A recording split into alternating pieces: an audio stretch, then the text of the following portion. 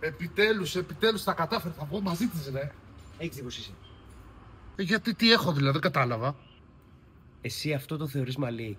Έχεις δει πως είσαι, ρε? Τράβα κουρέψου, ρε. Πως είσαι έτσι? Πάμε, να σε κάτσω. Δεξιά. Σας παρακαλώ, σώστε με. Κοιτάξτε πως είναι. Θα βγει με κοπέλα και είναι σαν ανάποδο γαμό του.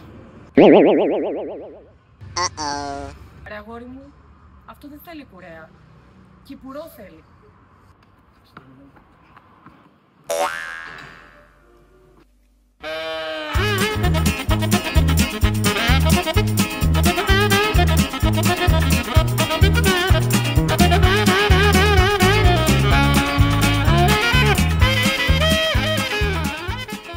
Εγώ έκανα ό,τι μπορούσα.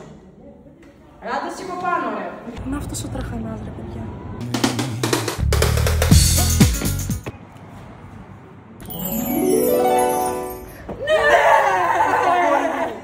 Μπράβο!